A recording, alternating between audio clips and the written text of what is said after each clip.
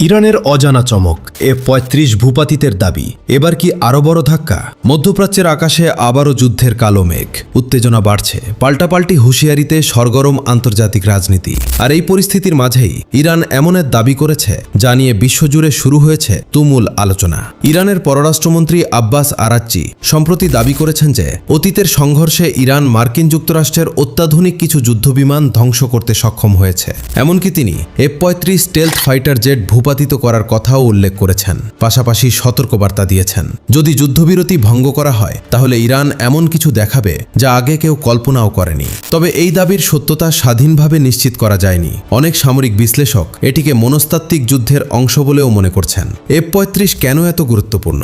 F-35 lightning II বিশ্বের অন্যতম উন্নত পঞ্চম প্রজন্মের যুদ্ধবিমান। এর প্রধান বৈশিষ্ট্য হল স্টেলথ প্রযুক্তি, যা রাডারে শনাক্ত করা কঠিন করে তোলে। অত্যাধুনিক সেন্সর ও যুদ্ধ ব্যবস্থা, দ্রুত আঘাত হেনে নিরাপদে ফিরে আসার সক্ষমতা। এই কারণে F-35কে মার্কিন সামরিক শক্তির অন্যতম প্রতীক হিসেবে ধরা হয়। যদি সত্যি এমন কোনো বিমান ভূপাতিত হয়ে থাকে তবে তা অবশ্যই বড় সামরিক ও প্রযুক্তিগত ঘটনা হবে। কিন্তু এখন পর্যন্ত এ বিষয়ে নির্ভরযোগ্য আন্তর্জাতিক প্রমাণ প্রকাশিত হয়নি। ইরানের বড় চমক কি হতে পারে? সামরিক বিশ্লেষকদের মতে ইরানের ইঙ্গিত কয়েকটি সম্ভাব্য প্রযুক্তির দিকে হতে পারে। হাইপারসনিক ক্ষেপণাস্ত্র। ইরান ফাত্তাহ সিরিজের হাইপারসনিক মিসাইল তৈরির দাবি করেছে। এই ধরনের ক্ষেপণাস্ত্র শব্দের গতির বহুগুণ বেশি গতিতে চলতে পারে এবং মাঝপথে দিক পরিবর্তন করতেও সক্ষম হতে পারে। ড্রোন ঝাঁক। একসঙ্গে শত শত বা হাজারো ছোট ড্রোন আক্রমণ চালালে প্রচলিত বিমান প্রতিরক্ষা ব্যবস্থার জন্য সেগুলো মোকাবিলা করা কঠিন হয়ে পড়তে পারে। ইরান ইতিমধ্যেই ড্রোন প্রযুক্তিতে উল্লেখযোগ্য অগ্রগতি দেখিয়েছে বলে অনেক বিশ্লেষকের মতো।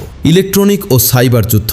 আধুনিক যুদ্ধে শুধু বোমা মিসাইল নয়, তথ্য ও যোগাযোগ ব্যবস্থাও বড় অস্ত্র। রাডার, স্যাটেলাইট ও যোগাযোগ ব্যবস্থা বিঘ্নিত করার প্রযুক্তি থাকলে প্রতিপক্ষের কার্যক্রম ব্যাহত হতে পারে। ইরান, ইসরায়েল এবং যুক্তরাষ্ট্রের মধ্যে দীর্ঘদিন ধরেই রাজনৈতিক ও সামরিক উত্তেজনা রয়েছে। সাম্প্রতিক সময়ে বিভিন্ন হামলা, পাল্টা হামলা এবং কূটনৈতিক বক্তব্য পরিস্থিতিকে আরও সংবেদনশীল করে তুলেছে। উভয় পক্ষই নিজেদের অবস্থান শক্তভাবে তুলে ধরছে।